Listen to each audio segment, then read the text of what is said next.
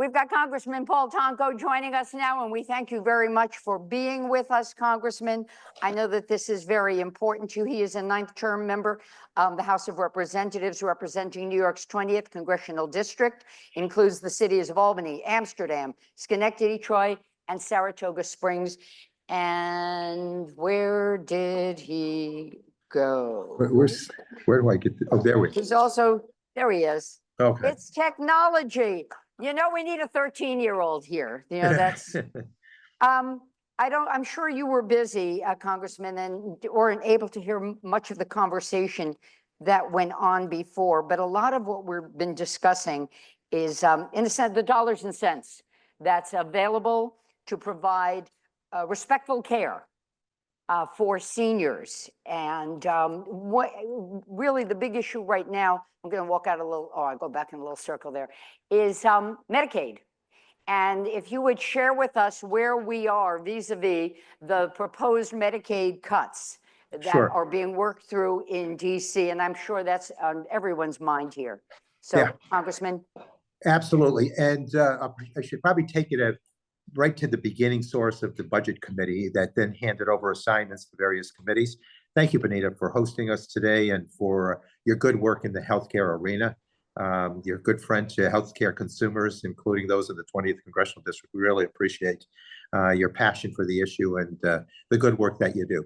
So with the Washington perspective, it goes back to the Budget Committee. I asked to be placed on the Budget Committee this year, and leadership on the Democratic side agreed. I thought my experience on energy and commerce, which covers energy and environment issues, but also covers healthcare, mental health, behavioral health included. And I thought the discussions on that panel would be a good opportunity to transfer that experience onto the budget panel where I also sit. The Budget Committee, several weeks ago now, approved a House resolution which would require $880 billion of cuts assigned to the Energy and Commerce Committee, the highest by far amount of cutting that's required of any committee. And most are suggesting that that will come out of the healthcare space, some out of energy and environment, but primarily all of the healthcare space. To put that into perspective, if we cut everything to the basic core that is under the umbrella of energy and commerce outside of healthcare, we would come up with about 135 billion. So we would be 1/6 of the way to the assignment if we gutted everything other than healthcare. So it's obvious that this is a major attack on healthcare, on the agencies that provide for Medicaid and Medicare. So the assignment over the last several weeks to Energy and Commerce has been to come up with legislation for energy and commerce to meet that task. And over the last couple of days, it ended yesterday afternoon, we had a 27-hour work markup, went through the night, into the next day, into the next afternoon. And it is a pathetic outcome. Basically, what they're doing is cutting 13.7 minimally from the rolls, 13.7 million people from the rolls. They do that in a way that is embracing a perspective of finding costs that we can save that then will be applied, those dollars will be applied to a tax cut for billionaires and corporations that don't pay their fair share. To me, you know, the perspective on our side has been, how do we keep everybody on the rolls? Because healthcare is a right. And if they're not on the rolls, we pay for them in the most awkward and inefficient way as they enter emergency rooms for their routine services, healthcare services, and that's incorporated into bad debt and charity that affects all of us as it's incorporated into the rates that we pay to pick up those costs that are now developed in that emergency room setting because they don't have insurance. So the assignment here is, we had many, many battles over that 27-hour stretch, and they're requiring a cost sharing with their bill that they're encouraging to go before the Budget Committee now for final approval later this week. Cost sharing, meaning you can pay $35 with every doctor visit. these are affecting the people in the 100% to 138% of poverty range. So people that make $15,000, a couple that is making 20,000 or less, will have to pay $35 every time they visit their doctor. And this, they're saying, is going to go towards, instead of taking that money and any of these cost sharings that I'm going to share with you, instead of taking them and putting them toward a better, more improved package, albeit cut short for 13.7 million people, but for the rest of the base, you would think they would want to apply that to more effective, stronger programming. But they don't. They put this toward the effort to come up with the mass number of $4.5 trillion to pay for the tax cut for billionaires. Then there is. I want to just jump in for a second. Sure. Like 13.7 million people who are going to be taken off the rolls for Medicaid. Yes. Who are these people? Are they children? Are they seniors? Is it across the board? Give us a sense in terms of who's being affected here. Sure. Well, you've got a great number of people that will not be included in that 100% to 138% factor. A couple of years ago, we expanded. When we did the Affordable Care Act, we took a threshold of 100% of poverty up to 138% for those who could qualify. And they take away tax incentives that we have provided for that population towards that go toward their insurance fee, the fees that they pay. So these people have been affected. And then they take a number of programming costs that will deny various people in the effort, paperwork that they're going to require. But it's not our number. It's a number that comes from the bipartisan, nonpartisan Congressional Budget Office. And they came up with this number. They broke down this whole thing, and that it will affect a great number of people. New York State is losing billions of dollars because of this. They're requiring paperwork to be part of the network, and this whole thing of work requirements. Arkansas and Georgia went through a work requirement threshold. They had a mandate, and they found that it cost the paperwork of going through that exercise wiped out a lot of the savings, and a lot of people who were eligible for Medicaid that were working got messed up in that whole process because of maybe technical savviness that people didn't have, that paperwork got lost. They come through all kinds of efforts, but the dollars or the experiences in Arkansas and Georgia were not the best. And so this is another way that they'll pay to knock people off the rolls, because they believe that they're gaming the system, when in fact we find that many people who are eligible just get knocked off that program because of the paperwork either being lost or people are just intimidated by it. So we believe that there's a lot of children. To answer your demographics question, Benita, we believe there are a lot of children, a lot of people with disabilities, and seniors who are affected. You look at seniors with work forms that they're going to have. Anytime this paperwork comes about, you're going to lose some people if they're not technically savvy, if they're frightened about it, if they're just confused about how to fill it out, they maybe miss a deadline. That's how many innocent people are knocked off the rolls through these experiences in Georgia and Arkansas that required work eligible requirements to be met. They also shift the Medicaid to the states. They're having the states pick up some of the responsibility, and they're doing this through a awkward manner of not allowing a provider tax, which has been a way that states have utilized resources by their own making in their given states. They're denying the effort to utilize a provider tax. So they're giving the states the ball, they're tying their hands behind their back, and then they're saying, oh, you dropped the ball. So they're making it very difficult for states to assume this new responsibility that they're shifting over to the states. They're also looking at retroactive coverage for nursing homes. If someone urgently needs nursing home care or emergency services, they can get that care and get it covered later retroactively. they're going to stop that. They also reduce the minimum number of nurses at nursing homes, and they've attacked Planned Parenthood. And resources there are being very much challenged for the Planned Parenthood population. And the other thing is that you're passing on these, the people that are going to be knocked off the rolls, the 13.7 million people knocked off the rolls, they're not going to go unaddressed. They're going to go into these emergency rooms. And so we're still paying for this, but in the most ineffective, inefficient way. 2 points I want to jump in. Yeah, and I want to just jump in one point and a question from one of our attendees.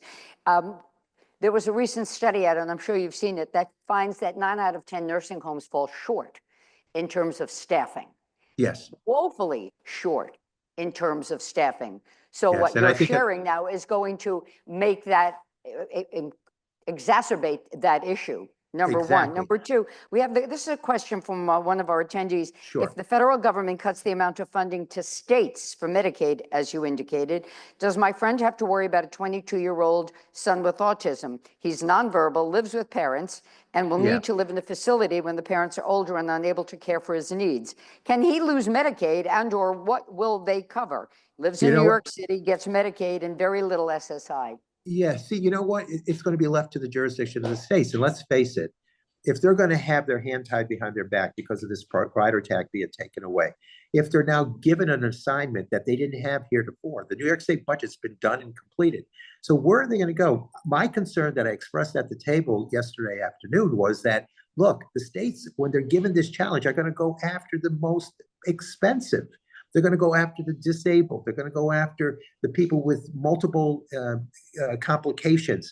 It's going to raise, they've got 3 choices here: raise taxes, reduce the benefits, or major cuts to the enrollees.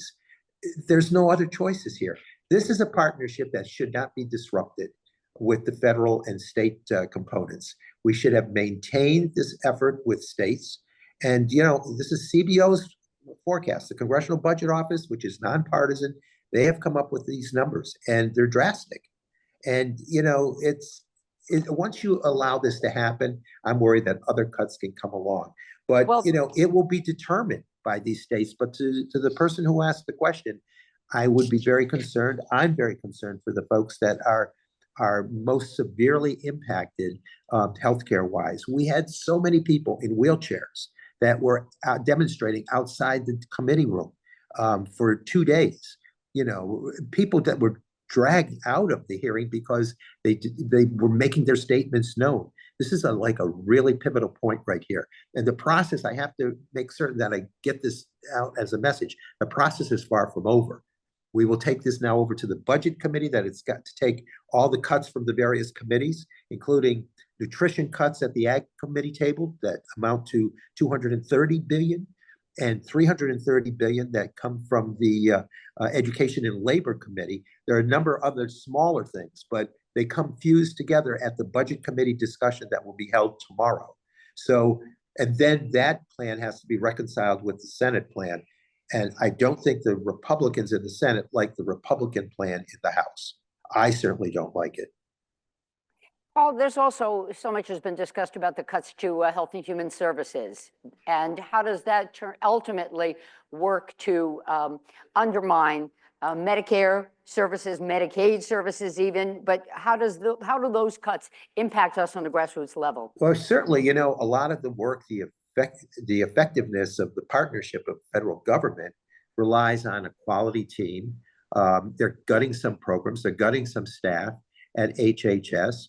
When we had quizzed some people about where some of these issues lie, for instance, a lot of fine tuning that's required when it comes to Planned Parenthood as it relates to miscarriages, for instance. We had a lot of discussion on that, and who will determine whether or not there's coverage. And they said it falls to HHS.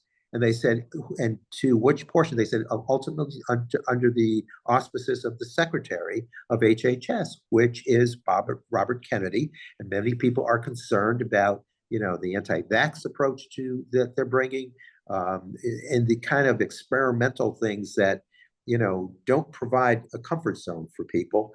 And again, reduce staff. So, and a lot of attack on research, having worked very hard on two national plans over the last 8 years, one with Alzheimer's, the other with Parkinson's, the two most neurologically impacting diseases. The epicenter, Benita, of those two programs that I did on Alzheimer's and Parkinson's was the amount of research that we can do, a high focus on research. These research efforts are getting gutted in many cases. Paul, there's been a great effort, as you know, to write to your congressman and write to your senator. Does that have any impact? Is anybody reading this stuff? Let me tell you, we held, in fact, I can probably show you a placard that I held in the hearing. What we did on our side was to get stories that we were hearing from folks, take those stories and bring them into the debate. And so we had a number of visuals that we raised at the hearing when we had our opening statements on Monday afternoon. This is one that I used yesterday for the tail end of the program. This is a mom and dad with their little one, and he suffered a pediatric stroke at the age of 6 months, I believe. And he's getting so much help. They are getting so much help with Medicaid. And, just knowing that this family can be helped by Medicaid. Every one of my colleagues on the Democratic side shared stories, multiple stories. And to your question, yes, these anecdotal bits of evidence are extremely valuable. And we had this from children who qualify for Medicaid, to the disabled who qualify for Medicaid, to seniors. And the stories were very compelling. And we're going to continue to, plow through this process, aiming to inform people about real life stories. These aren't just numbers on a bill. They're not a ledger, an accounting ledger. They're real lives that really matter. So then keep the cards and letters coming. Absolutely. Because everybody wants to feel that they can do something about this. Right. And I think as people are hearing that there's, 13.7 million people taken off the rolls, they're concerned because this is a first start and who knows what else they can come up with into the future. But, this whole thing of requiring poor families to share $35 or, at least $35 or a cap of $35 when they go to a doctor every single time, you're going to discourage people. And again, it's a way that really works itself through the process that will end up having more difficult cases.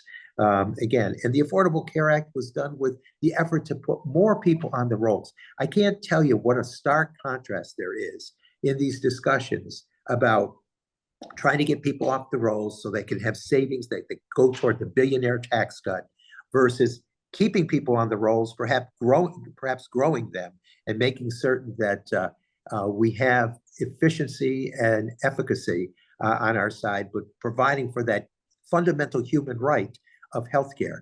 And, I have seen the public opinion surveys on Medicaid. It is extremely popular. And I think we're going down a road here that is unpopular because people understand that Medicaid has been worked into all sorts of formulaic outcomes, including CHIPS for children and including the Affordable Care Act for those who have been made part of the insured community. And for those who are uninsured and underinsured, we have to maintain that effort. Otherwise, they appear as a cost that's coming through the emergency rooms as bad debt and charity. I will share this too. I'm glad you mentioned the ACA. Yeah. 15 years. It celebrated its 15th anniversary on March 23rd. There's a concern, though, about failing to extend the enhanced tax credits that would cause premiums to rise. Where's that battle on, and where are you in that fight? That enhanced tax credit is gone with this measure, and so that is part of what knocks people off the system. That's part of the calculus that is in the 13.7. So again, it was about affordability and accessibility, and it's so important for us to keep people on these rolls to have a structured, tethered system that enables people to afford this, but also be monitored through a system. You know, I have to point out too that Medicaid as a revenue stream is incredibly important to our hospitals. And when you look at rural and urban hospitals, and many of these red states that are voting for these cuts don't understand that or at least are insensitive to the fact that their rural hospitals could collapse. And, you know, access again in the rural areas, it is not easy to, you know, to address that issue. If you lose your cornerstone of healthcare in your rural hospital, then it's going to be a huge effort to connect people to a system in some of these states. But even in our area, I have a mix of rural, suburban, and urban in my congressional district, and our urban hospitals and suburban. We had are at risk. We had statements from our hospitals that denied this bill. I read them into the record in the debate on this measure, and you know, we heard from not only our local hospitals, but from the New York State Hospital Network, Haney's. We heard from national perspectives on hospitals, all saying, do not do this version of the bill, because the Medicaid stream is a very valuable revenue stream that once taken out or weakened is going to either cause a collapse or extreme difficulty, and hospitals are operating on a very marginal bit of a profit column. Oh, there was something that I had touched on here earlier, and I know it's critical to well-being, and it gets short shrift and very little funding. I don't know where you are at with this, but in terms of preventive care, and so critical to keep everybody, and especially our seniors, healthy. Is there any effort going on in Washington now for that? Anything that you're involved in? Yeah, you know, there's preventative care. Again, the beauty of the Affordable Care Act was that, you know, you had free of charge annual visits and certain tests and screenings. So, you know, for those who are going to be knocked off that system, they're going to lose that opportunity. But we wanted to make certain that that preventative, that wellness element is maintained. With Planned Parenthood, for instance, they're saying that if you're affiliated with any Planned Parenthood, you will lose all Medicaid coverage for those services that include mammograms, birth control, STI testing, and many other things. This is just an attack politically, I believe, on certain elements of healthcare. And many women and many men, I would add, are given access and affordable healthcare via Planned Parenthood. So there's just a huge attack on what I think has been a system that's been made better through the years. As you point out, 15 years worth here of Affordable Care Act activity that has made it much stronger for folks, and now to have weakened this. I mean, I didn't go into this exercise to take an individual member off the rolls, but to have 13.7 million taken off the rolls is just a very, very big step backward, and it takes us into a tough situation. You know, you talk about this cost sharing, this $35 too. A lot of work that I have done is with the addiction community, addressing the illness of addiction. And the whole effort, you know, I'm co-chair of a bipartisan caucus on treatment and addiction treatment and recovery. And we've made progress with all sorts of opportunities for connecting people in that moment of clarity to services, medication-assisted treatment, all of this. Now, when a person has that moment of clarity and addresses their illness of addiction, then you're going to slap onto them a $35 payment to go visit the individual, the doctor that's treating you. It's like, it's not going to, I think we're going to find out in retrospect that we did a bad thing here, that we didn't encourage people to address that treatment that they need. So just a lot of elements of concern about, you know, having people feel comfortable, tethered to the system, and networking with that system. And now we're adding cost to that networking, and we're taking so many off the rolls that it's going to be a setback here. We think it's a straight line. Sure, let's save money, except you may save it on one side, but you're going to pay a lot more on the other. Well, you could, if you sat through that debate, as you know, just a person maybe not involved in government, you could hear the difference. And it was about, how do we cut costs? How do we find the dollars that we can save? Because we need to spend dollars on a billionaire tax cut versus how do we keep the people on the rolls? How do we make the system better? How can we connect them in a way that we haven't been able to do in the past? A total different approach to this whole debate, and it was a really dark moment, I think, for us to go through this thing and do this tax cut for billionaires. If we drop that idea, we could address programs that speak to fundamental rights of individuals. We could provide stability in our economy. We could strengthen our economy. This whole economy was set up. You talk to a bipartisan group of economists, they will tell you this economy was set up. It was growing to be the best comeback for post-COVID of any industrialized nation in the world, and perhaps some of the strongest elements of our economy with the Inflation Reduction Act, the infrastructure bill, all these things, chips and science that were done. It was moving into a strong zone. All we had to do was give it time to let these dollars, these investments, reach the given communities and the businesses. Instead, we got into a tariff war. We got into undoing certain elements of, peeling back some of the programmatic money. And now we've got a situation where we're adding a healthcare situation that is really tough. Don't do the billionaire tax cut. Let the economy get strong to address our deficit. For the last tax cut in 2016, I voted against it in the first Trump administration because it wasn't paid for.